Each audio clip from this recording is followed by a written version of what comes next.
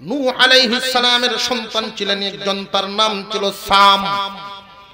ঈসা আলাইহিস সালামকে আল্লাহ মুজিজা দিয়েছিলেন, গুরুস্থানের মুর্দাকে উনি যদি ডাক দিতেন আল্লাহর নামে জিন্দা হয়ে দাঁড়ায় যেত। একজন ইহুদি বলে, ঈসা তুমি তো দেখি সব নতুন নতুন মুর্দাকে জিন্দা করো, পুরাতন একজন মুর্দাকে জিন্দা করো দেখি। ঈসা আলাইহিস সালাম বলেছিলেন, পুরাতন মুর্দার ব্যাপারে আমি তেমন জানি না, আপনি আমারে দেখায়া দেন। নিয়ে গেল পাহাড়ের উঁচা একটা টিলার মধ্যে, কবর দেখায়া দিল, এই মুর্দাকে তুমি জিন্দা করে দেখাও দেখি। ঈসা আলাইহিস সালাম কুম বিইذনিল্লাহ বলার সাথে সাথেই কবরের মুর্দা জিন্দা হইয়া দাঁড়ায়া যায়। আলাপ আলোচনা হইল, পরিচয় হয়ে গেল। ঈসা আলাইহিস সালাম জিজ্ঞাসা করেন, তাহলে আপনি কি দুনিয়াতে আরো কিছুদিন থাকবেন? যদি থাকেন আল্লাহর কাছে অনুমতি নেই। ও ভাই ঈসা, কিছুদিন দুনিয়াতে যদি আমি থাকি, এরপরে কি আবার জান কবজ করা হবে নাকি? আজরাইল আসবে নাকি স্বাভাবিকভাবে যেতে পারবো? ঈসা আলাইহিস সালাম বলেন, হ্যাঁ, আজরাইল আইসা জান কবজ করবে। সাম বলেন, না, তাহলে আমার দরকার নাই। যে আজরাইলকে আপনি এত ভয় পান কেন? ভয় যেন কেন ভাই, আমার সাথে সাক্ষাৎ হইছে এই জন্য আমি জানি, আপনার সাথে দেখা হয় নাই, আপনি জানবেন না। একজন মানুষের যখন মৃত্যু যন্ত্রণা শুরু হয়, ওই মানুষটা যে কি পরিমাণ কষ্ট ভোগ করে এটা সে ছাড়া আর কেউ বুঝবে না। ছেলেদেরকে যে কোনো লাইনে পড়াশোনা করানো কোনো বাধা নাই, কিন্তু শর্ত হলো নুরানি পর্যন্ত পড়াতে হবে, কারণ এটা তারও লাভ আপনারও লাভ। ডাক্তার ভূতাইছে, আব্বা আপনার অসুস্থতা শুনে আমি আইলাম। সকরাত আরম্ভ হইছে, ডাক্তার ছেলে পাশে। আজরাইলে যখন চাপ দিয়া ধরবে, ডাক্তার ছেলে কি তারে কোনো চাপটা ছুড়াইতে পারবে নাকি? মেডিকেল সায়েন্সের বিদ্যা যদি পেশ করা হয়, সারব। আমি আপনার ডাক্তার ভূতাইছি, বাবারে তোমারে আমি ডাক্তার বানাইছি, তোমার লাভ হইছে, আমার তো কোনো কামও লাগলো না। আমি ইঞ্জিনিয়ার ভূতাইছি, ভালো, কিন্তু এটা তো তোমার কামও লাগলো, আমার কোনো কামও লাগলো না। যদি পারো তাহলে এই চাপটা একটু কমায় দাও দেখি, তোমাদেরকে তো অনেক খরচাদি দিলাম। এমনি এক ছেলে নুরানিতে পড়ছে, মাত্র বড় আলেম না, কিন্তু আলেমদের মুখে শুনতো যে সূরা ইয়াসিন তিলাওয়াত করলে মৃত্যুর যন্ত্রণাকে হালকা করা হয়। এই ছেলে কুরআনুল কারীম নিয়ে বাবার পাশে বসে পড়া শুরু করে দিল। বিসমিল্লাহির রহমানির রহিম, ইয়াসিন ওয়াল কুরআনিল হাকীম। যেই মাত্র কুরআনুল কারীম সহিহ শুদ্ধভাবে মুমূর্ষ ব্যক্তির কাছে তেলাওয়াত শুরু হয়, আল্লাহ রাব্বুল আলামিন ডাক দিয়া বলেন, ফেরেশতারা রে, তোমাদের কানে কি আমার কালামের আওয়াজ পৌঁছে নাই? এই মুহূর্তে চাপ হালকা করো। সূরা ইয়াসিনের তিলাওয়াত তোমাদের কানে পৌঁছে নাই কি? এরপরেও যদি হালকা না করিয়া দাও, তাহলে আমার কালামের ইজ্জত রক্ষা হয় না। মুসলমান ইমানদার ভাইরা আমার, এই জন্য গুরুত্ব দিয়ে এই কথাগুলো শুনে রাখবেন, মনে রাখবেন, আমল করবেন।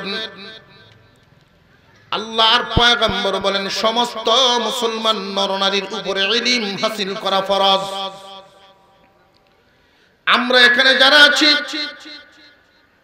প্রত্যেকেই কোনো না কোনো সন্তানাদির গার্জিয়ান। প্রত্যেকটা গার্জিয়ানে চায় তার সন্তানের উত্তম ভবিষ্যৎ করে দেওয়ার জন্য, ভবিষ্যৎ যেন ভালো হয়, এই চেষ্টা আমাদের আছে না নাই? আমরা প্রত্যেকেই চাই আমাদের সন্তানাদির ভবিষ্যৎ ভালো করার জন্য। এইখানে যারা আছি অনেকেই মনে মনে স্বপ্ন দেখি যে আমার সন্তানকে আমি ডাক্তার বানাবো, আমার সন্তানকে আমি ইঞ্জিনিয়ার বানাবো, আমার সন্তানকে আমি বড় মানের ব্যবসায়ী বানাবো, এই স্বপ্ন দেখা ইসলামে নিষেধ না। আল্লাহ তো কোন জায়গায় বাধা দেন নাই, কারণ আল্লাহ সবাইকে বড় আলেম হওয়ার জন্য হুকুমও দেন নাই।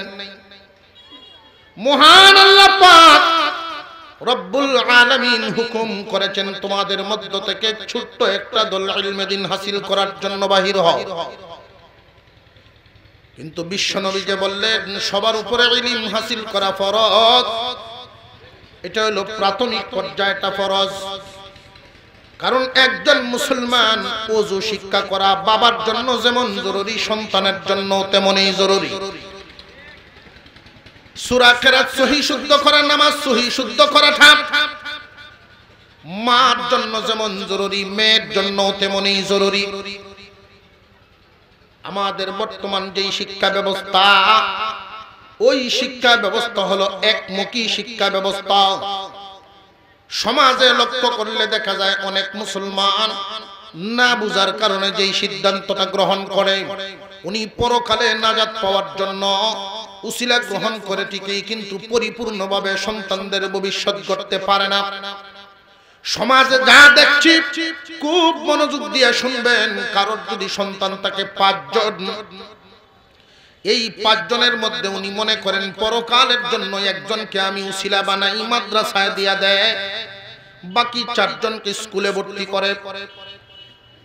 এই 4 জনকে যে স্কুলে ভর্তি করলো, জীবনে কোনোদিন মাদ্রাসার সাথে তার সাক্ষাৎই হলো না। খুব মনোযোগ দিয়ে শুনবেন, মাদ্রাসায় যে তার সাক্ষাৎ হলো না, সাক্ষাৎ না হওয়ার কারণে সে বড় হইয়া ডাক্তার হইল, একমুখী শিক্ষা অর্জন করলো। ডাক্তার ইঞ্জিনিয়ার যাই হোক না কেন, বাংলাদেশের সকল ডিগ্রি অর্জন করলেও কিন্তু সহিহ শুদ্ধ কোরআন তিলাওয়াত জানে না। আপনি আপনার সন্তানের ভবিষ্যৎ গড়ে দিবেন, এটাই আপনার দায়িত্ব। এই দায়িত্বটা আপনি কতটুকু পালন করতে পারছেন একটু হিসাব মিলান। প্রত্যেকটা মানুষের ভবিষ্যৎ হয় 2 প্রকার। 1 নাম্বার অস্থায়ী ভবিষ্যৎ, আর একটা হলো স্থায়ী ভবিষ্যৎ। এই দুনিয়ার জমিনে একজন মানুষ যতদিন বেঁচে থাকবে, এটা হইল অস্থায়ী ভবিষ্যৎ। এই দুনিয়ার জমিন থেকে বিদায় হয়ে গেলে স্থায়ী ভবিষ্যৎ শুরু হবে। আপনার সন্তানকে আপনি ডাক্তার বানালেন, ইঞ্জিনিয়ার বানালেন, দুনিয়ায় শিক্ষায় শিক্ষিত করলেন, এই শিক্ষা তার ভবিষ্যতের কাজে লাগবে কতদিন? দুনিয়ায় বেঁচে থাকবে যতদিন। নবী করিম সাল্লাল্লাহু আলাইহি ওয়াসাল্লাম ঘোষণা করেছেন, তলাবুল ইলমি ফারিদাতুন আলা কুল্লি মুসলিম। রে আমার উম্মত, প্রত্যেক মুসলমান নরনারীর উপরে ইলমে দ্বীন হাসিল করা ফরজ। এই ফরজটুকু যদি তোমরা মানতে পারো তাহলে জীবন সফল হবে। কোন বাবা যদি 5 জন সন্তানের মধ্যে একজনকে উনি আলেম বানাবেন, বাকি 4 জনকে উনি দুনিয়ার শিক্ষায় শিক্ষিত করবেন, অসুবিধা নাই, নিয়ত নষ্ট হবে না। কিন্তু প্রথমে 5 জনকে নুরানি পড়াতে হবে, নইলে সন্তানকে কিন্তু উপযুক্ত শিক্ষায় শিক্ষিত করতে পারবেন না। আপনার সন্তানকে আপনি একমুখী শিক্ষায় দিলে হবে না। একমুখী শিক্ষা দিলে যেই সমস্যার সম্মুখীন হবে এই বাচ্চা ভবিষ্যতে, কোন ধরনের সমস্যা? যে আপনি আমি পড়তেছি বর্তমানে যেই সমস্যায় 70 বছরের মুরব্বী নামাজ পড়ে কিন্তু তার সূরা কেরাত ঠিক নাই, আছে না নাই?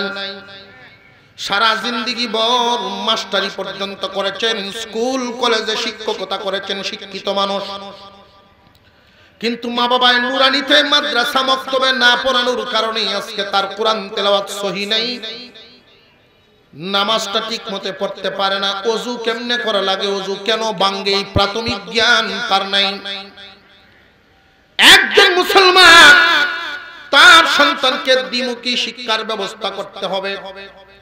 নুরানি পর্যন্ত 3টা বছর পড়াইয়া এরপরে আপনি সন্তানকে স্কুলে দিয়ে দেন, কোরআন শিক্ষা হয়ে গেল, নামাজ শিক্ষা হয়ে গেল, ওযু গুজুল শিখে ফেললো, আপনি মারা গেলে কেমনে জানাজা পড়া লাগবে এই শিক্ষাও শিক্ষা হয়ে গেল। আমরা সব মুসলমান আমাদের সন্তানদেরকে যদি গুরালিতেই শিক্ষা ব্যবস্থায় পেছ লাগাইয়া দেই, তাহলে এই সন্তান বড় হইয়া দিক বেদিক পাবে না, একমুখী থাকবে। আপনারা অনেকেই ধারণা করতে পারেন কেন বড় হইয়া কি তার নামাজ সে শিখতে পারবে না? না, হাজারে দুই একজন পারে, বাকিরা পারে না।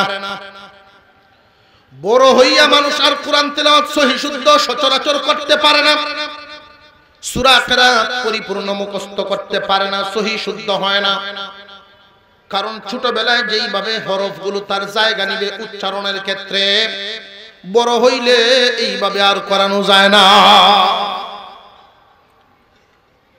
নামাজ ভঙ্গের যত কারণ আছে, এর মধ্যে একটা কারণ নামাজে অশুদ্ধ তিলাওয়াত করা। কেউ যদি নামাজে অশুদ্ধ তিলাওয়াত করে তার নামাজ ভঙ্গ হয়ে যায়। আমাদের যে একটা বডি আছে, বডি, এই বডির যেমন অঙ্গ প্রত্যঙ্গ আছে, এমন কিছু অঙ্গ আছে যেই অঙ্গ না থাকলে মানুষই থাকবে না, মানুষটা বাঁচবে না। ঠিক তেমনি নামাজেরও অঙ্গ প্রত্যঙ্গ আছে, ফরজ, ওয়াজিব, সুন্নত, মুস্তাহাব নামাজের ভিতরে আছে না নাই? নামাজের ভিতরে এমন কিছু অঙ্গ আছে যেই অঙ্গ হানি হয়ে গেলে নামাজই নষ্ট। নামাজে যদি কেউ অশুদ্ধ তিলাওয়াত করে তাহলে তার নামাজ হবে না। আপনি হয়তো মনে মনে ভাবেন যে হুজুর আমরা চেষ্টা তো করতেছি, চেষ্টা করতেছেন, করার মতো করেন না, আর সময় থাকতে করেন নাই, এই কারণে এখন মনের মতো হচ্ছে না। বহু মানুষ কিয়ামতের কঠিন ময়দানে আল্লাহর সামনে আসামি হবে। বেনামাজি হওয়ার কারণে মানুষটা জাহান্নামে যাবে। অনেক মানুষ বলবে আল্লাহ 10 বছর 20 বছর পর্যন্ত নামাজ পড়লাম, এইগুলোর সব কোথায় গেল? আল্লাহ বলবেন নামাজই তো কবুল হয় নাই। যে নামাজ যে কবুল হয় নাই, পড়লাম তো, দুনিয়াতে পড়ছি তো, কবুল হয় নাই কেন? আল্লাহ পাক রব্বুল আলামিনের পক্ষ থেকে জানায়া দেওয়া হবে দুনিয়ার জমিনটা যে পরীক্ষার হল, তোমরা কি ঘোষণা শুনো নাই? এই দুনিয়ার জমিন হলো পরীক্ষার হল। পরীক্ষার হলে যদি কেউ শুদ্ধ লেখে তারে যেইভাবে অনুমতি দেওয়া হয় লেখা, কেউ যদি ভুল লেখে, অশুদ্ধ লেখে, তারেও বাধা দেওয়ার কোনো সুযোগ নাই, বাধা দেওয়ার কোনো ব্যবস্থা নাই। ভুল লেখলেও অনুমতি দিতে হবে না, হবে না? যদি ভুল লেখলে কেউ বাধা দেয় তাহলে পরীক্ষার হলের নিয়ম ভঙ্গ হইয়া যায়। ভুল লেখক আর শুদ্ধ লেখক পরীক্ষার হলে যেইভাবে অনুমতি দেওয়া আছে, ভুল যা লেখলো বুঝবে কোন দিন ফলাফল বাহির হবে যেই দিন। ঠিক তেমনি একজন মানুষ নামাজ পড়তেছে, তার নামাজটা কি আল্লাহর কাছে কবুল হইল কিনা, সহি শুদ্ধ হইল কিনা, এটা বুঝবে কোন দিন? ফলাফল সামনে হাজির হইব যেই দিন। আমার আপনার কলিজার টুকরা সন্তানের উত্তম ভবিষ্যৎ তাদের নিয়ে স্বপ্ন দেখা অনেক ভালো, স্বপ্ন দেখা ভালো, কোনো বাধা নাই। আপনার সন্তানটাকে আপনি ডাক্তার বানাবেন, কোনো নিষেধ নাই, কিন্তু নুরানি পর্যন্ত পড়ায় নেওয়াটা এটা ফরজ, অবশ্যই পড়াতে হবে, নইলে সন্তানের ভবিষ্যৎ ক্ষণস্থায়ীটা করলেন, চিরস্থায়ীটা করলেন না। ক্ষণস্থায়ী ভবিষ্যৎ করবেন দুনিয়া শিক্ষার মাধ্যমে, আর চিরস্থায়ী ভবিষ্যৎটা তার গড়িয়া দিবেন নুরানি পড়ানোর মাধ্যমে। যদি প্রাথমিক পর্যায়ে তার ইসলামী শিক্ষাটা দিতে না পারেন, বড় হইয়া কিন্তু সে আর পারবে না। ও মুসলমান ভাইরা আমার, বহুত মানুষ দেখা গেছে একমুখী শিক্ষা ব্যবস্থা হাসিল করার কারণে নামাজের সময় হইছে কিন্তু নামাজে যায় না। কেন যায় না? মানুষটা নামাজ না জানার কারণে। যদি আপনার সন্তানটাকে আপনি নুরানি পর্যন্ত পড়ায়া এরপর স্কুলে নিয়ে যাইতেন, নামাজ জানা থাকতো, তাহলে কিন্তু আর অসুবিধা হইতো না। নামাজ জানা যেই ব্যক্তি জানে, জানায় কিন্তু তারে টানে। বুঝে আসতেছে আপনাদের? আপনারা তো ঘুমাইতেছেন, হানজাক তো ঘুমাইলে নামাজ জানলে একবার পড়ছেন আর একবার হইলে পড়বো, আর যখন পড়ব সহি শুদ্ধ করেই। কথা বুঝে আসতেছে আপনাদের? যেই সন্তানটাকে আপনি নুরানিতে পড়াইয়া এরপরে স্কুলে নিয়ে গেলেন, 3 বছর যে এখানে পড়ালেন, 3টা বছর কিন্তু তার নষ্ট হবে না। আপনারা অনেকেই মনে করতে পারেন স্কুলের কমিটির সদস্য থাকতে পারেন, স্কুলের শিক্ষকগণ থাকতে পারেন, হয়তো মনে মনে ভাবতে পারেন হুজুর আপনি তো বাংলাদেশের সরকারের শিক্ষা ব্যবস্থার বিরুদ্ধে কথা বলছেন।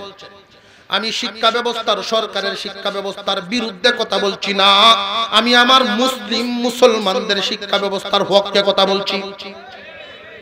আপনি যদি বলেন যে আমার বিরুদ্ধে যাচ্ছে, তাহলে আপনি কি, আপনার পরিচয়টা আগে দেন। যদি মনে করেন আপনি একজন মুসলমান, তাহলে আমার এই কথাগুলো আপনারা মানতে বাধ্য। বিকল্প রাস্তা যদি আপনি বাহির করতে পারেন, সরকারকে বাধ্য করেন প্রাইমারিতে হাফেজ আলেম নিয়োগ দেন। যদি নিয়োগ দিতে না পারেন, তাহলে এছাড়া কোনো বিকল্প রাস্তা নাই। একজন মানুষ ডাক্তার হয় কিন্তু সূরা কেরাত জানে না। কেন জানে না? নুরানিতে পড়ে নাই। বাংলাদেশের সর্বোচ্চ শিক্ষা ঢাকা ভার্সিটি থেকে সর্বোচ্চ ডিগ্রি নিয়ে বাহির হলো, কিন্তু এই সন্তান নামাজ পড়তে জানে না। বাবা রে, তুমি আমি মুসলমান, সন্তানটারে একমুখী শিক্ষা দিয়া তারে মূর্খ রাখিও না। কুরআনুল কারীমের কিছু অংশ যদি মানুষের ভিতরে না যায়, কোরআনের অংশ যদি কোনো মানুষের ভিতরে না যায়, বিশ্ব নবী ওই মানুষটারে কার সাথে তুলনা করেছেন জানেননি? যে সমস্ত ঘর যত উন্নত টাকা দিয়েই বানানো হোক না কেন, উন্নত কারুকার্য করেই বানানো হোক না কেন, ওই ঘরে যদি মানুষ বসবাস না করে, ওই ঘরটার ভিতরে যেইভাবে বিভিন্ন ধরনের পোকামাকড় বসবাস করবে, যার ভিতরে কোরআনের শিক্ষা কোনো অংশ নাই, কোরআনের কোনো অংশ নাই, তার ভিতরটা তো শয়তান এইভাবে বিভিন্ন ধরনের সুরত করিয়া বসবাস করে। قال النبي صلى الله عليه وسلم إن الذي ليس في جوفه شيء من القرآن كالبيت الخريب। আপনার আমার পয়গম্বর বিশ্ব নবী রাহমাতুল লিল আলামিন বর্ণনা করেছেন, আমার মায়ার উম্মতেরা রে, কোরআনের অংশ যদি কারোর ভিতরে না থাকে, তার ভিতরে কোনো আলো নাই, শয়তান তার ভিতরে বসবাস করে। ওই মানুষটার সামনে বিভিন্ন ধরনের ধোঁকা, বিভিন্ন ধরনের অবস্থা তৈরি করবে সে শয়তান। যার ভিতরে কোরআনের অংশ থাকবে, ওই মানুষটা দেশে কেন বিদেশেও যদি যায় পড়াশোনা করার জন্য, সহজে তারে কেউ নাস্তিক বানাতে পারবে না। মুসলমান ইমানদার ভাইয়েরা আমার, আমাদের সন্তানদেরকে প্রথমে শিক্ষা দিতে হবে নুরানি শিক্ষা। আমি এই জন্য বলছি, নুরানি যেই সিলেবাস আছে এটা আপনারা লক্ষ্য করে দেখবেন, শুধু যে আরবি পড়ানো হয় তা নয়, এইখানে ইংরেজি, বাংলা, অঙ্ক সব শিক্ষা দেওয়া আছে। মুসলমানের সন্তান ফাউন্ডেশন যেন সুন্দর করে গড়তে পারে, এই জন্য উলামায়ে কেরাম এই শিক্ষা ব্যবস্থা চালু করেছেন। যেহেতু সরকার করে না, আমাদের ইসলাম আমাদের হেফাজত করতে হবে, আমাদের সন্তানদেরকে জাহান্নামের আগুন থেকে আমার বাঁচাতে হবে। আপনি আপনার সন্তানের ভবিষ্যৎ করবেন, এই ভবিষ্যৎ করার জন্য যে আপনি তারে শিক্ষা দিবেন, একমুখী শিক্ষা দিলে তার উত্তম ভবিষ্যৎ করা হবে না। যদি দ্বিমুখী শিক্ষা দিতে পারেন, দুটোটা দিতে পারেন, পরকাল কামানোর হাতিয়ারও দিতে হবে, ইহকাল কামানোর হাতিয়ারও দিতে হবে। যদি আপনি আপনার সন্তানটাকে পরকাল কামানোর হাতিয়ার দিতে চান, তাহলে নুরানিতে আগে পড়ান, নুরানিতে পড়াইয়া এরপরে অন্য শিক্ষা দিবেন। ডাক্তারও যদি হইয়া যায়, আপনি মারা গেলে আপনার জানাজার নামাজ এই ছেলেই পড়াইতে পারবে। কথা বুঝে আসতেছে আপনাদের? এখন আমি আপনাদেরকে একটা প্রশ্ন করব, বুঝে থাকেন উত্তর সহি হবে। সন্তান যার 5টা, নুরানিতে ভর্তি করবে কয়টা? যার 3টা, স্কুল কলেজ যে কোনো দিকে দেওয়ার অনুমতি আছে না নাই? আছে, কিন্তু প্রথমে ভর্তি করতে হবে 3টাই। প্রত্যেকটা সন্তানকে, ছেলে হোক আর মেয়ে হোক, তাকে প্রথম শিক্ষা দিতে হবে নুরানি। এরপরে স্কুলে নিয়ে যান, কোনো বাধা নাই, বরং যার ভিতরে কোরআন শিক্ষা থাকবে, ওই মানুষটা যদি ডাক্তার হয় কসাই হবে না।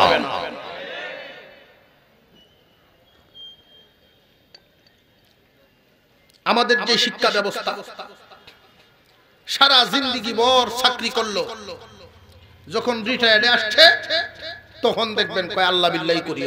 আরে আল্লাহ বিল্লাহ যে তুমি করবা, তোমার কাছে তো হাতিয়ার নেই, তোমার তো জানা নাই।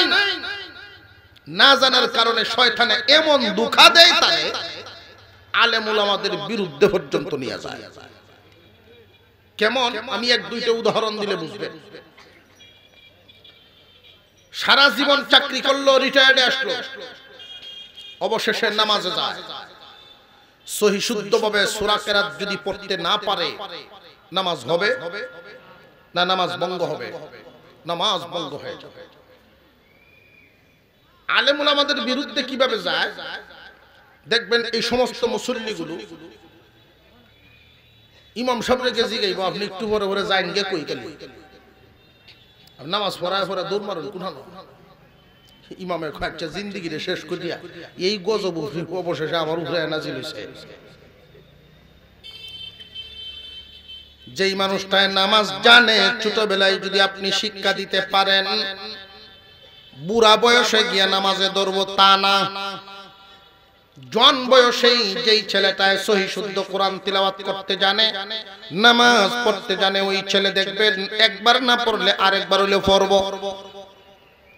যে জানে না সে তো নামাজের দ্বারে কাছেই যাবে না, জানেই না বেটা যাইব কেমনে। ওই সমস্ত মানুষগুলো নামাজে যায় কখন? মানুষে মন্দ কয় যখন। তোমার মতো বুড়া মানুষ মসজিদও না যায়, সমাজের মানুষে মন্দ কয়, এখন মসজিদও না যায় কেমনে? ওই সমস্ত মুসল্লিরা মসজিদে যায় আল্লাহ খুশি করার জন্য নয়, মানুষকে সমালোচনা যেন না করে, মানুষ খুশি করার জন্য। মুসলমান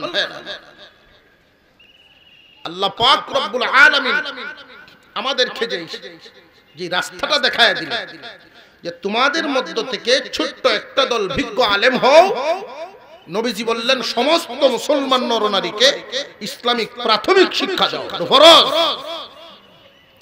কারণ নামাজের সহি শুদ্ধ সূরা কেরাত শিক্ষা করা এটা শুধু আলেমদের জন্য জরুরি না, সকল মুসলমানের জন্য জরুরি, সকল মুসলমানের জন্য জরুরি। যে ব্যক্তি ব্যবসা করবে তারও কেরাত জানা থাকা লাগবে, ওযু গোসল শিক্ষা জানা লাগবে। যেই ব্যক্তি চাকরি করবে তার জন্য সূরা কেরাত জানা লাগবে। যেই ব্যক্তি সমাজের পরিচালনা করে, যে কোনো মানুষ যে কোনো জায়গায় থাকুক না কেন, এতটুকু জ্ঞান অর্জন করা অত্যন্ত জরুরি। আলহামদুলিল্লাহ বুঝতে পারছি, আপনাদেরকে একটা কথা অন্তত বুঝাইতে পারছি যে সকল বাচ্চাদেরকেই প্রাথমিক শিক্ষাটা আবার দিতে হবে। কথা বুঝে আসতেছে আপনাদের? এখন আরেকটা কথা আপনাদেরকে জিজ্ঞাসা করি, সন্তানদেরকে আমরা যা শিক্ষা দিলাম, একটা সন্তানকে আপনি ডাক্তার বানালেন, এটা তার নিজের ফায়দা হবে, আপনার তো কোনো ফায়দা হইল না। একটা ছেলেকে আপনি পড়াশোনা করায়া ইঞ্জিনিয়ার বানালেন, তার ফায়দা হইল, তার ভবিষ্যৎটা ইহকালীন ভবিষ্যৎ করে দিলেন, তার ফায়দা হইল, আপনার কি হইল? বড় আলেম যদিও বানাতে পারেন না, নুরানি পর্যন্তই যদি পড়ায়া দিতে পারেন প্রত্যেকটারে, ছেলে হোক আর মেয়ে হোক, প্রত্যেকটা বাচ্চাকে যখন একটা ক্লাস অর্থাৎ নুরানি লেভেল 3টা বছর পর্যন্ত পড়ায়া ভিন্ন ভিন্ন লাইনে দিয়ে দিলেন, অসুবিধা নাই। এই এতটুকুন শিক্ষাই যদি আপনি দিতে পারেন, তাহলে এটা শুধু তার কাজে লাগবে তা নয়, আপনারও কাজে লাগবে। মুসা আলাইহিস সালাম আল্লাহর সাথে কথা বলতে রওনা দিলেন, আল্লাহর সাথে কথা বলবেন। রাস্তায় তিনি দেখতে পাইলেন একটা কবরে একজন মানুষের কঠিন শাস্তি হইতেছে, একজন যুবক, খুব শাস্তি। মুসা আলাইহিস সালাম মনে মনে খুব আফসোস করলেন, চলে গেলেন আল্লাহর সাথে আলোচনা করে। যখন ফিরতেছেন, ফিরার পথে পাইলেন ওই যুবক যার উপরে শাস্তি হচ্ছিল এখন আর শাস্তিতে নাই, বড় আরামে ঘুমায়। মুসা আলাইহিস সালাম আশ্চর্য হয়ে গেলেন, কি হালতে দেখা গেলাম আর এখন কি হালত? আল্লাহর দরবারে তিনি দোয়া করা শুরু করে দিলেন, আল্লাহ আমাকে আপনি বলে দিন এই হালত কেন? দেখলাম শাস্তি, এখন শান্তি, আমিও খুশি হইছি শান্তি দেইকা, কিন্তু কারণটা কি আপনার একটু জানাইবেননি? আল্লাহ পাক রব্বুল আলামিন বলেন, পয়গম্বর এই যুবক জোয়ান কালীন থাকা অবস্থায় অনেক অন্যায় করেছে, অনেক গুনাহ করেছে, এই গুনার কারণেই আমি তাকে শাস্তি দিলাম, কিন্তু এখন শান্তি দেওয়ার কারণ হলো সে একটা কাজ করে আসছিল দুনিয়াতে, বিবাহ করেছিল, সন্তানাদি হবে, তার বিবির এই অবস্থায় সে অসুস্থ হয়ে গেছে। বিবির হাত ধরে বলে, বিবি রে মনে হয় থাকবো না দুনিয়াতে, রে বিবি আমার যদি কোনো ছেলে সন্তান জন্ম হয় তারে মাদ্রাসায় পড়াইস, যদি মেয়েও হয় তবু তারে প্রাথমিকভাবে দ্বীনি শিক্ষা দিস। এই কথা বলে বিদায় হয়ে গেল ছেলে। আল্লাহ পাক রব্বুল আলামিন তার বিবির ঘরে ছেলে সন্তান দিলেন। এই ছেলেটাকে লালন পালন করতে করতে যখন পড়ার সময় হয়ে গেছে, তারে নিয়ে মাদ্রাসায় ভর্তি করেছে। শিক্ষক যখন সর্বপ্রথম সবক দেন, মাদ্রাসার লাইনের প্রথম সবকটাই তো বিসমিল্লাহির রহমানির রহিম। রে মুসাব, এই যুবকের আযাব হচ্ছে তার কবরে, আর দুনিয়ার জমিনে তার রেখে যাওয়া সন্তান আমি আল্লাহকে ডাক দেয় রহমান রহিম বলে। ও পয়গম্বর, আমাকে রহমান এবং রহিম বলে যে ডাক দিল, বলো দেখি এই বাচ্চার বাবারে আমি কেমনে কবরে আযাব দেই? যেই বাচ্চায় আমার রহমান এবং রহিম কয়, তার বাবারে আমি কেমনে কবরে আযাব দেই? এই সন্তানের ডাকের উসিলায় আমি বাবারে মাফ করে দিলাম।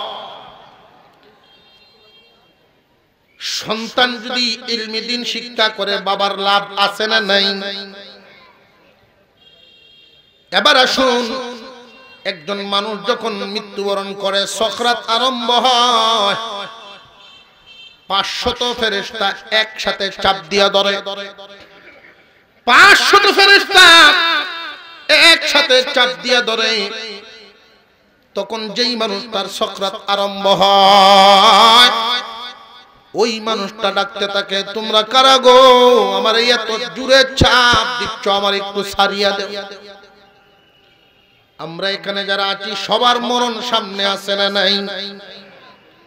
500 ফেরেশতা একসাথে চাপ দিয়া জান বাহির করবে, বলতে থাকবে, তোমরা কারা গো? আমার একটু হালকা করিয়া দাও, কিন্তু ছাড়বে না। ওই ব্যক্তি বলতে থাকবে, তোমরা আমার সমস্ত সহায় সম্পত্তি নিয়ে যাও, এই জীবনে যা রুজি রোজগার করেছিলাম সব নিয়ে যাও, এরপরেও আমার চাপটা একটু কমায় দাও। না না, এরপরেও চাপ কমানো হবে না, সকল আত্মীয় স্বজনের সম্পত্তি নিয়ে যাও, তারপরে আমার একটু আসান করো। যত ধরনের বলুক না কেন, তাকে যখন চাপ কমানো হবে না, সহ্যই করতে থাকবে, ধৈর্য হারা। এত কষ্ট, এত যন্ত্রণা দুনিয়ার কোনো মানুষ অনুভব করতে পারবে না। মৃত্যুর সময় যে কি কষ্ট দেওয়া হয়, এই কষ্টের খবরটা একজন বর্ণনা করেছিলেন। নূহ আলাইহিস সালামের সন্তান ছিলেন একজন, তার নাম ছিল সাম। ঈসা আলাইহিস সালামকে আল্লাহ মুজিজা দিয়েছিলেন, গুরুস্থানের মুর্দাকে উনি যদি ডাক দিতেন আল্লাহর নামে জিন্দা হয়ে দাঁড়ায় যেত। একজন ইহুদি বলে, ঈসা তুমি তো দেখি সব নতুন নতুন মুর্দাকে জিন্দা করো, পুরাতন একজন মুর্দাকে জিন্দা করো দেখি। ঈসা আলাইহিস সালাম বলেছিলেন, পুরাতন মুর্দার ব্যাপারে আমি তেমন জানি না, আপনি আমারে দেখায়া দেন। নিয়ে গেল পাহাড়ের উঁচা একটা টিলার মধ্যে, কবর দেখায়া দিল, এই মুর্দাকে তুমি জিন্দা করে দেখাও দেখি। ঈসা আলাইহিস সালাম কুম বিইذনিল্লাহ বলার সাথে সাথেই কবরের মুর্দা জিন্দা হয়ে দাঁড়ায়া যায়।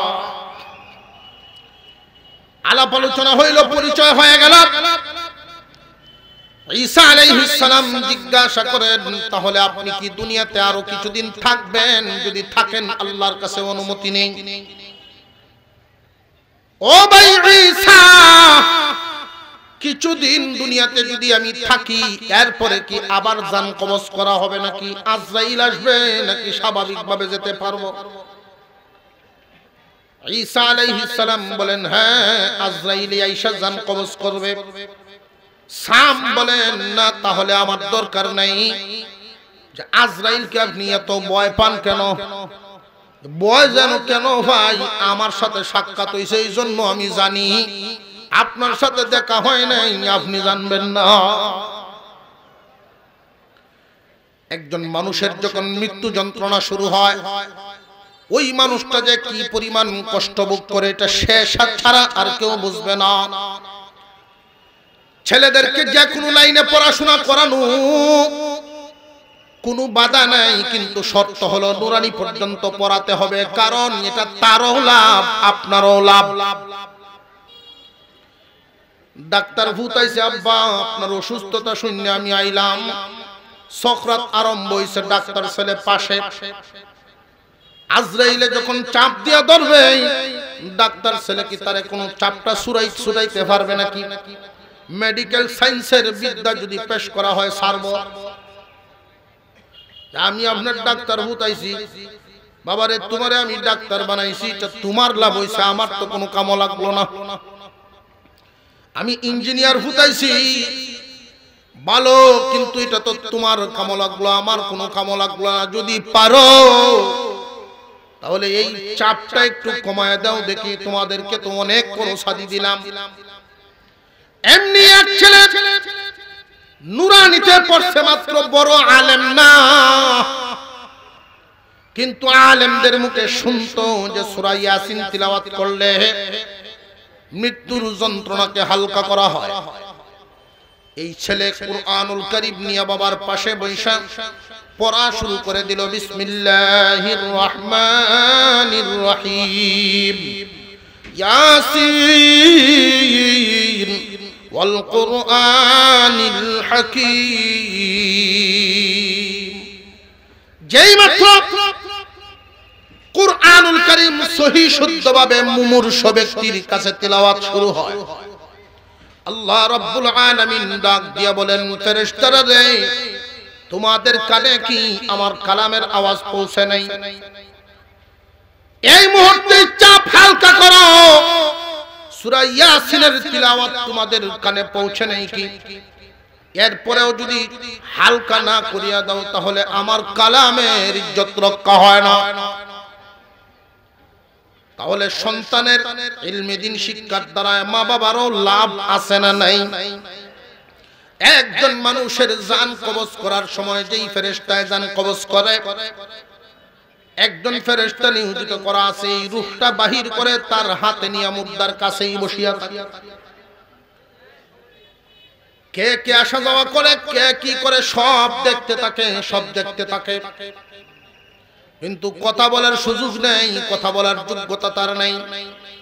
যখন জানাজার নামাজ পড়ানো হয়, গোসলের কাজ করানো হয়, কবরে যখন নামানো হয়, সব কিন্তু এই রূহ দেখতে থাকে। ফেরেশতার হাতে জিম্মি আছে, ফেরেশতার মুষ্টির ভিতরে আছে। আল্লাহ পাক রব্বুল আলামিন ব্যবস্থা রাখছেন, রে বান্দা, কার জন্য কি করলা একটু দেখিয়া যাও, একটু দেখিয়া যাও, কার জন্য কি করলা। মুর্দার লাশটা পর্যন্ত নিজের মানুষে দোয়াইতে পারে না, পরের মানুষে দোয়ানি লাগে। বাবার গোসলটা কেমনে দেওয়া লাগবে, এই প্রশিক্ষণটাও পর্যন্ত বাবায় দেয় নাই। অথচ দুনিয়ার সমস্ত শিক্ষায় শিক্ষিত করেছে, বাবা মা বাবা আর জানাজা দাফন কাফন কেমনে করবো এটা জানে না।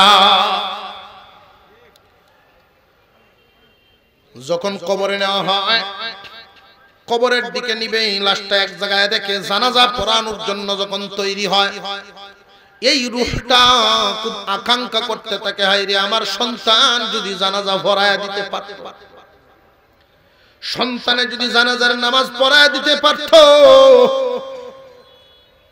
আল্লাহ পাকের পক্ষ থেকে জানানো হবে, এই শিক্ষা কি তুমি দিছিলা নাকি? তোমার সন্তান জানাজার নামাজ পড়ায়া দিবে, এই শিক্ষা তুমি দিছিলা নাকি? ছোট মানুষ এই ছোট বাচ্চাটা নিজের চয়েস পেশ করতে পারবে না, নিজের পছন্দ পেশ করতে পারবে না।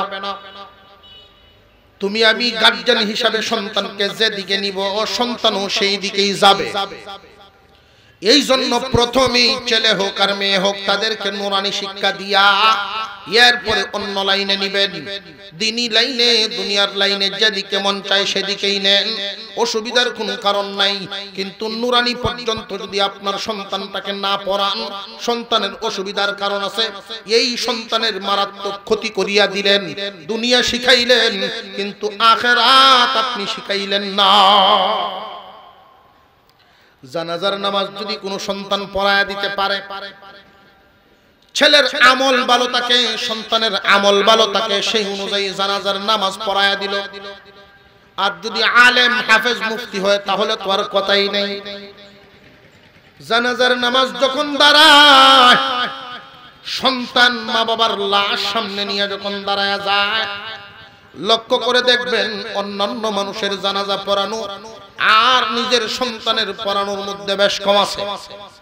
নিজের সন্তান মা বাবার লাশটা সামনে নিয়ে যখন দাঁড়ায়া যায়, তার ভিতরে একটা অনুভূতি আইসা যায়। তখন ওই কথাগুলো স্মরণ হইতে থাকে, আমার আব্বা আমাকে মানুষ করার জন্য কি না করেছেন, কত পরিশ্রম করেছেন, আমার বাবা আমার জন্য কত কষ্ট করেছেন। বাজার থেকে মজাই না যদি দেখতেন ঘুমায়া গেছি, ঘুম থেকে জাগায়া তারপরে খাওয়ায়া ঘুম পড়াই। আমার মাও তো কষ্ট কম করেন নাই। কলিজার টুকরা সন্তানকে মাদ্রাসায় পাঠানোর সময় বাবাই যদি দিতেন 1000, মা আবার লুকায়া লুকায়া দিয়া দিতেন আরো 2-4 ভাষ। এই দৃশ্যগুলো যখন সন্তানের স্মরণ হতে থাকে, লাশ সামনে নিয়া চোখের পানি অটোমেটিক বাহির হইতে থাকে। আল্লাহ জিজ্ঞাসা করেন, ফেরেশতারা রে, লাশ সামনে নিয়া ইমাম কেন কান্দে? আল্লাহ, ইমাম এই জন্য কান্দে, ইমামের সাথে এই মুদ্দার রক্তের সম্পর্ক আছে। আল্লাহ পাক রব্বুল আলামিন বলেন, রক্তের যদি সম্পর্ক হয়ে যায়, আমি আল্লাহ তার উসিলায় 80 বছরের গুনাহ মাফ করে দিলাম। লাভ হইছে না হইছে না? কিয়ামতের কঠিন ময়দানের হালত দেখেন, কিয়ামতের কঠিন ময়দানের হালত। এটা শুধু ইহকাল পর্যন্ত না কইলাম। ইহকালে সন্তানকে যদি একমুখী শিক্ষা দেওয়া হয়, দ্বিমুখী না দেওয়া হয়, একমুখী দিলে তোমার লাভ তো হবেই না, ক্ষতি হওয়ার আশঙ্কা আছে। একমুখী শিক্ষা শিক্ষিত বেশিরভাগ মানুষগুলো দুনিয়াদার হইয়া এতটাই পাগল হয়ে যায়, পুরা দুনিয়া তার মাথার উপরে উঠিয়া যায়। পেরেশানি আর পেরেশানি, পেরেশানি আর পেরেশানি। দিনী শিক্ষা ভিতরে না থাকলে, একমুখী শিক্ষার কারণে মানুষগুলো অনেক সময় অমানুষে পরিণত হয়। আমি একটা জরিপ আপনাদের সামনে পেশ করি। গাজীপুরের একজন মানুষ, আমার অত্যন্ত মহব্বতের মানুষ, এই লোকটা একদিন পেশ করলেন, হুজুর, সরকারি বড় একজন অফিসারের সাথে আমি সফর করলাম বৃদ্ধাশ্রমগুলোতে গিয়ে উনি জিজ্ঞাসা করেছেন, আপনারা এখানে যারা আছেন মুরব্বীগণ, আছেননি কেউ কোন আলেমের মা বাপ, কোন হাফেজের আব্বা আম্মা আছেন? থাকলে হাত উঠান। কোন মানুষ হাত উঠায় নাই, কেউ নাই। ওইখানে আছে কারা? বৃদ্ধাশ্রমগুলোতে আছে কারা? যে সমস্ত মানুষ কুরআন হাদিস তো পড়াই নাই, বরং বাংলাদেশে তাইকা আমেরিকার স্বপ্ন দেখত, অতিরিক্ত উচ্চবিলাসী স্বপ্ন দেখি আমরা নিজেদের সংস্কৃতি পর্যন্ত বলিয়া যাই। ইহুদি খ্রিস্টানদের সংস্কৃতি বাচ্চাদের মধ্যে আনিয়া ডাউনলোড করতে থাকি, এদের মধ্যে দিতে থাকি। পড়াশোনা করাইছো এক লাইনে, শিক্ষা আদর্শ দিয়েছো এক লাইনে, ফল বুক করবা কি আরেক লাইনে, যেটা শিখাইছো ওইটাই ভাইবা। একমুখী পড়াশোনা। একবার গ্রাম্য মাথাব্বর মানুষ পড়াশোনা সামান্য কিছু করছে, পাঠশালা বাল্য শিক্ষা বই পড়ছে। মুরব্বী মানুষ হইলে কি বড় বুদ্ধি খুব সাংঘাতিক, গ্রাম্য মানুষ হইলেও মেধা শক্তি খুব। দেখবেন এরকম অনেক মাতাব্বর, অনেক বুঝদার লোক আছে, পড়াশোনা খুব বেশি না কিন্তু বুঝুইয়া খুব দ্বারা। কোন আছে না নাই বেটারা একদিন নিচে কোর্ট এক মামলার সাক্ষী বানায় তো উকিল সাহেব চিন্তা করতেছে যদি আমি তারে দুর্বল করতে পারি সাক্ষী যদি দুর্বল করতে পারি তো মামলা দুর্বল সাক্ষী দুর্বল হইলে মামলাও দুর্বল তো সাক্ষী রে ফেসাইতেছে মুরব্বি আপনি যে গ্রাম থেকে আসলেন এই কোর্ট পর্যন্ত আপনার গ্রাম থেকে কোর্টে আসলে কতক্ষণ সময় লাগে মুরব্বি চিন্তা করে কিরে আমার এই সাক্ষীর সাথে আওয়াজ আওয়ার সম্পর্কটা কি বেটা তোমার ফেসাইতেছে দুর্বল করতে বুঝেছি উকিল সাহেব আমার গ্রাম থেকে কোর্টে আসার রাস্তা দুই জাতের একটা পানির ভোট আর একটা গাড়ির ভোট কোনটার হিসাব দিতাম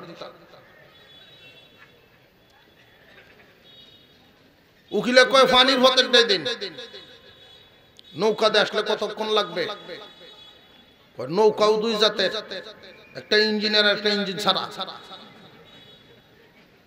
ইঞ্জিন ছাড়াটা দেন ইঞ্জিন ছাড়াও দুই জাত একটা ফালের আর একটা তালের জোর সাবেক হিসাব লাগল হইতেন না ছেড়ে দেন আপনি ভরিয়ে উহিলে ওটা না ভরিয়ে উহিল বেটার 3 ফুট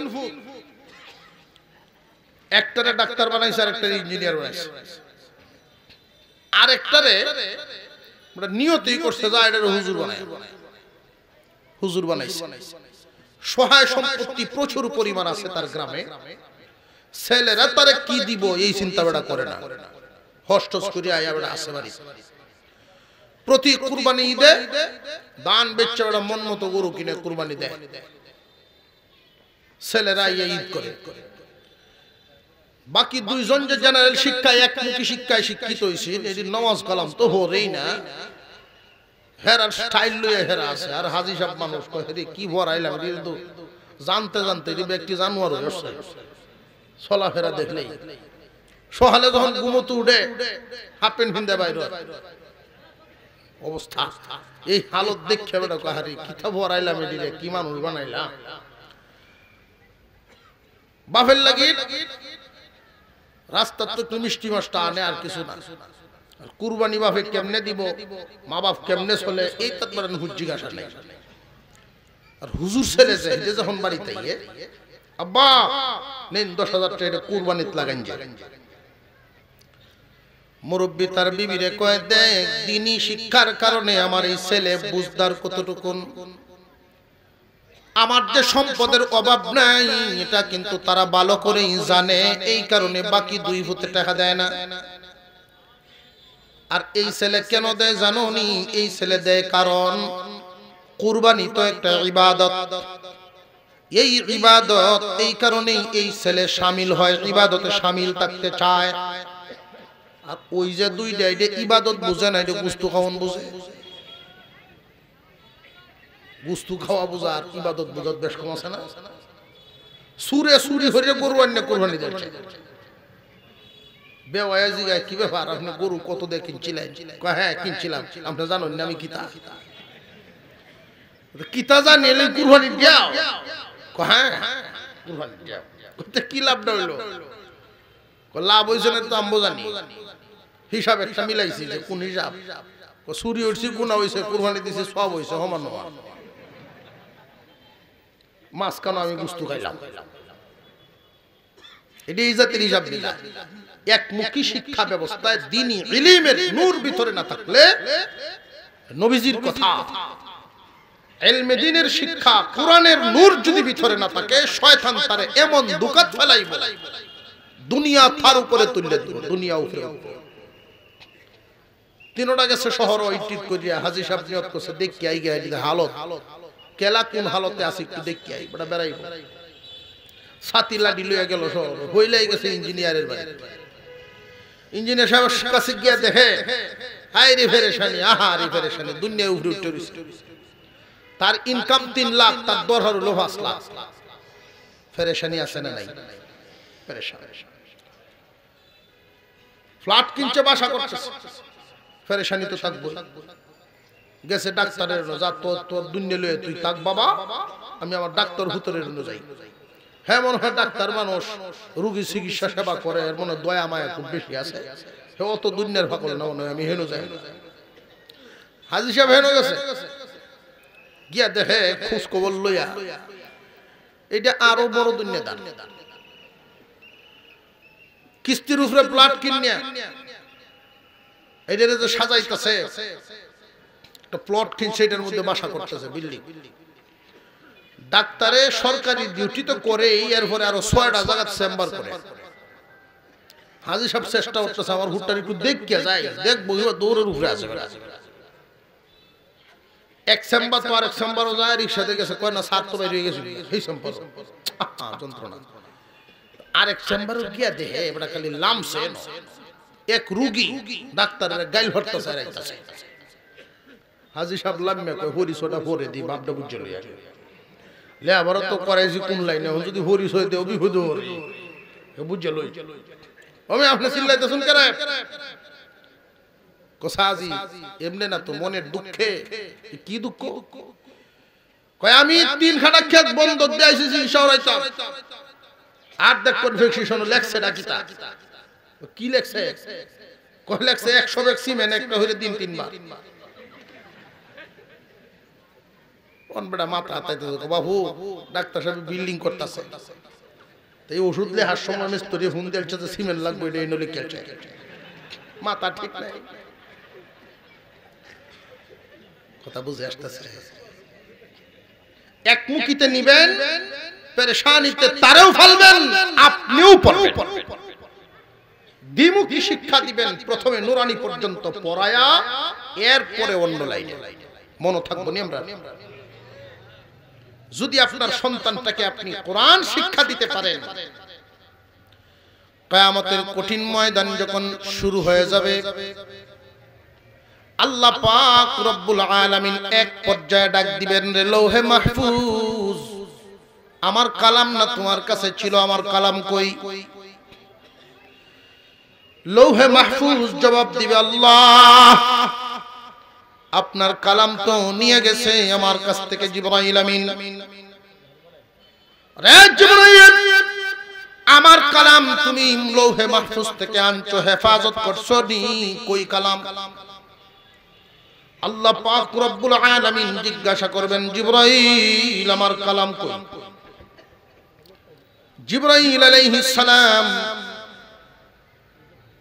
জানায় দিবেন, আপনার হাবিবের কাছে দিয়ে আসছি, আপনার হাবিবের কাছে পৌঁছায়া দিছি।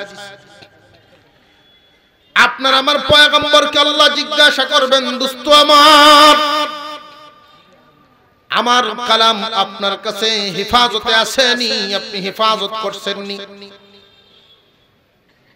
আল্লাহ পাক রব্বুল আলামিনের দরবারে আপনার আমার হাবিব ওই দিন বলবেন, আল্লাহ আমি তো হেফাজত করেছি, এখন আমার উম্মতের জিম্মাদারিতে দিয়ে আসছি। উম্মতের জিম্মাদারি শব্দটার মধ্যে আমরা সব আসি না নাই? আসির আওয়াজে তো তাল বোঝা যায় না, কারণ আমরার অবস্থা হইল যে কোরআন হেফাজতের দায়িত্ব খালি টুপি মাথার দিলে হেরার। কোরআন হেফাজতের দায়িত্ব বিশ্ব নবীর রেখে যাওয়া দিনের জিম্মাদারি শুধু কি একটা দল উলামায়ে কেরামের না, সকল উম্মতের। এই জিম্মাদারি পালন করতে হবে। আল্লাহর পয়গম্বর বলবেন, আপনার কালামকে আমি আমার উম্মতের জিম্মাদারিতে দিয়ে আসছি, তাদের জীবন থাকতে একটা আয়াতের অবমাননা সহ্য করবে না। আল্লাহর কালাম হেফাজতে আছে না নাই? এই পর্যন্ত কোনো হরফ বিকৃত করার সাহস কেউ পায় নাই, পাবেও না। পৃথিবীর অন্যান্য গ্রন্থ আর আমাদের কুরআনুল কারীমের মধ্যে বেশ কম আছে, কারণ তৌরাত বলেন, ইনজিল বলেন, যত কিছুই বলেন না কেন, হেফাজতের জিম্মাদারি আল্লাহর হাতে রাখেন নাই।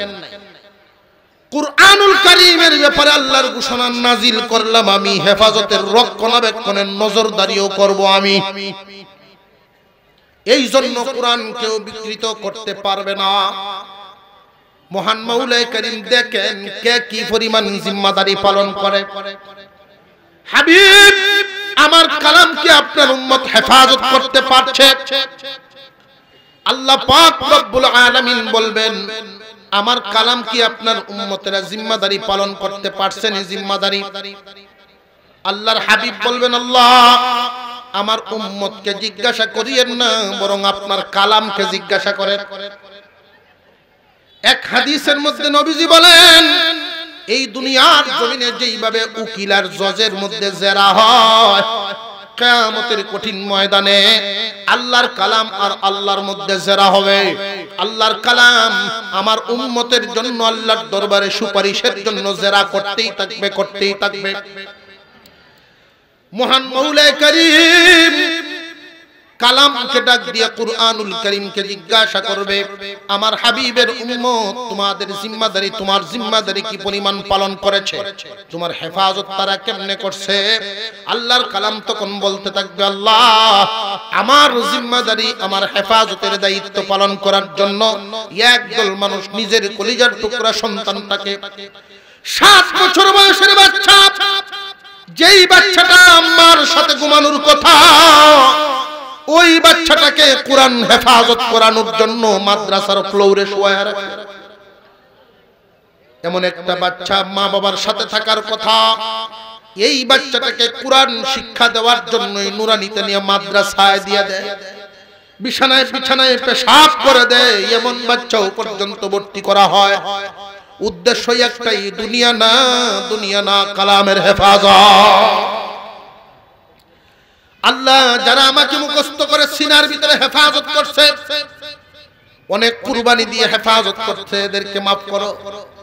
আল্লাহ ঘোষণা দিবেন এই হাফেজে কোরআনদেরকে তো maaf করলামই, বরং এক একজন হাফেজ 10 জন জাহান্নামীর জন্য সুপারিশ করবে, তাও গ্রহণ করব। আলেম উলামাদেরকে, হাফেজ আলেমদেরকে মাফের ঘোষণা হয়ে যাবে। আল্লাহর কালাম আল্লাহর কাছে দরখাস্ত করবে, আল্লাহ যথেষ্ট হয় না, আরো বাকি আছে আমার দরখাস্ত। আর কি বাকি? তুমি আর কাদের জন্য দরখাস্ত করবা? হাফেজ আলেম যারা হইছে এদেরকে তো আমি maaf করিয়াই দিলাম তোমার খাতির।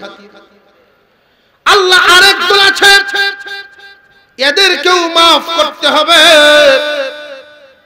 আল্লাহর কালাম বলতে থাকবে একদল মানুষে কোরআন পড়াইছে, আরেক দলে পড়ছে, এই দুই দলকে তো তুমি maaf করিয়াই দিছো, কিন্তু আরেকটা দল আছে যারা নাকি কোরআন পড়ানোর ব্যবস্থা করিয়া দিছে। কোরআন পড়া এবং পড়ানোর ব্যবস্থা যারা করিয়া দিছে এদেরকেও আজকে maaf করব।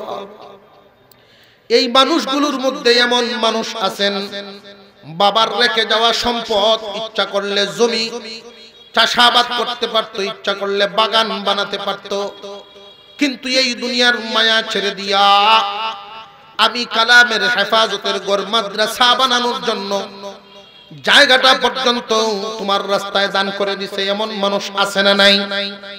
ওই দিন আল্লাহর কালামের জন্য সুপারিশ করবে, আল্লাহ পাক রব্বুল আলামিন মঞ্জুর করে দিবেন।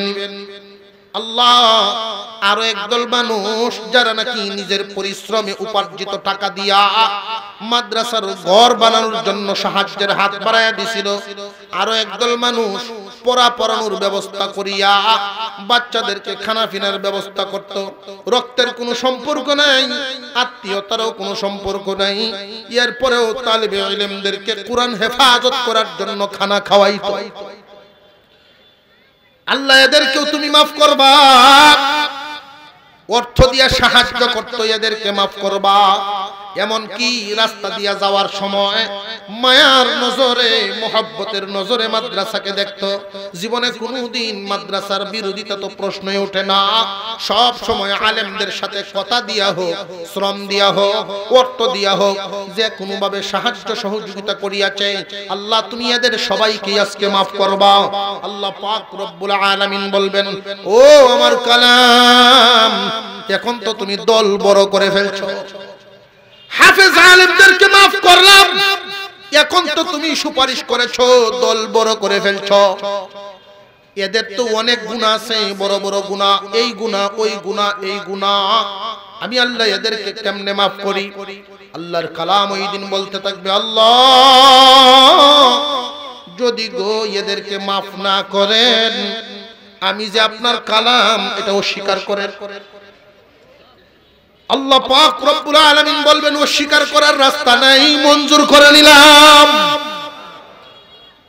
এই জন্য বিশ্বনবী বলেন, কুন আলিমান, জাহান্নাম থেকে বাঁচার জন্য আলেম হও, চিরস্থায়ী জাহান্নাম থেকে বেঁচে যাওয়ার জন্য হাফেজ আলেম হয়ে যাও। আও মুতাআল্লিমান, যদি তা না পারো তাহলে ছাত্র হও, আলেম উলামাদের ছাত্র হয়ে যাও, চিরস্থায়ী জাহান্নাম থেকে বাঁচবা। তাও যদি হইবার না পারো তাহলে ৩ নাম্বারটা নবীজি বলেন, আও মুস্তামিআন, আরেক বর্ণনায় এই জায়গায় আও মুহিব্বান, এই জায়গায় বর্ণনা করা হয় আও মুস্তামিআন, আরেক বর্ণনায় আও মুঈনান। মুস্তামিআনের অর্থ হলো আলেম উলামারা যা বলে তা শুনো এবং আমল করো, জাহান্নামের আগুন থেকে বাঁচতে পারবা। মুঈনানের অর্থ হলো আলেম উলামারা যেই কাজ করে এইগুলোর মধ্যে তোমরা যার যার যোগ্যতা অনুযায়ী সাহায্যের জন্য আগায়া যাও। এইগুলো যদি করতে না পারো, শেষ পর্যায়ে নবীজি বলেন, আমার উম্মত জাহান্নামের আগুন থেকে, চিরস্থায়ী জাহান্নাম থেকে বাঁচার জন্য আও মুহিব্বান, এই দলটারে তোমরা মনে প্রাণে ভালোবেসে যাইবা। ভালো যদি বাঁচতে পারো, কিয়ামতের দিন এর উসিলায় তুমি চিরস্থায়ী জাহান্নাম থেকে বাঁচতে পারবা।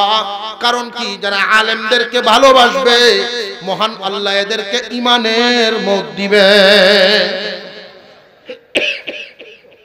যেই কথাগুলো আপনাদের সামনে পেশ করা আমার মূল উদ্দেশ্য ছিল, জোরে আওয়াজ দিয়ে আমরা বলবো, সন্তানাজি যার জয়টা আছে প্রত্যেকটারই প্রথমে নুরানি পড়ানো, এরপরে যে কোনো লাইনে। সন্তানাদি 7 জন, নুরানিতে হরানি কয়জন? 6 জন।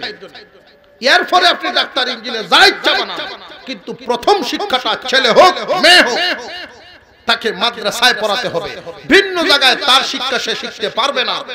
এর অভিজ্ঞতা, গত কিছুদিন আগে জামাত পাঠাইছি, তাবলীগ জামাতে 40টা দিন 2 জন আলেমে চেষ্টা করলো মুরব্বিরা 2-3টে সূরা একটু সহি শুদ্ধ করাইতো, হাম্মা লাতাল হাতব উচ্চারণ করার জন্য। লাতাল হাতব আর কয়তেন, লাতাল ফাতাল কয়তেন, ফাতাল। আল্লাহ আমাদেরকে হেফাজত করেন, বলুন আমিন। ওয়া আখিরু দাওয়ানা আলহামদুলিল্লাহি রাব্বিল আলামিন।